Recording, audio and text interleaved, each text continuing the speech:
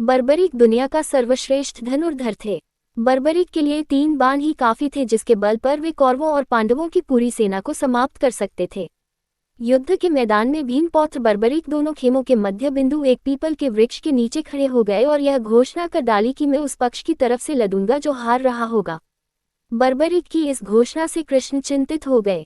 भीम के पौत्र बर्बरीक के समक्ष जब अर्जुन तथा भगवान श्री कृष्ण उसकी वीरता का चमत्कार देखने के लिए उपस्थित हुए, तब बर्बरीक ने अपनी वीरता का छोटा सा नमूना मात्र ही दिखाया। कृष्ण ने कहा कि यह जो वृक्ष है, इसके सारे पत्तों को एक ही तीर से छेद दो तो मैं मान जाऊंगा। बर्बरीक ने आज्ञा लेकर तीर को वृक्ष की ओर छोड़ दिया। जब तीर एक एक कर सारे पत्तों को छेदता जा रहा था, उसी दौरान एक पत्ता टूटकर नीचे गिर पड़ा। कृष्ण ने उस पत्ते पर यह सोचकर पैर रखकर उसे छुपा लिया कि यह छेद होने से बच जाएगा, लेकिन सभी पत्तों को छेदता हुआ वह तीर कृष्ण के पैरों के पास आकर रुक गया। तब बर्बरीक ने कहा कि प्रभु, आपके पैर के नीचे एक पत्ता दबा है, कृपया पैर हटा लीजिए, क्योंकि मैंने तीर को सिर्फ पत्तों को छेदने की आज्ञा दे रखी है, आपके पैर को छेदने की नहीं।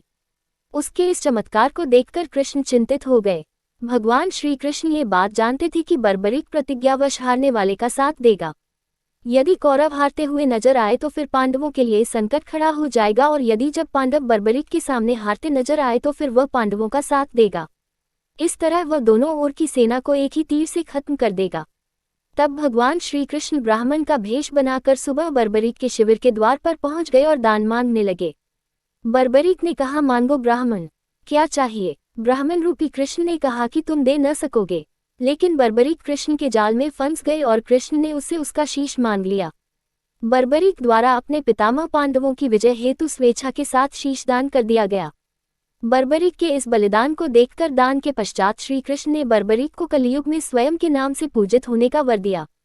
आज बर्बरीक को खाटू श्याम के नाम से पूजा जाता है। जहां कृष्ण ने उसका शीश रखा था, उस स्थान का नाम खाटू है।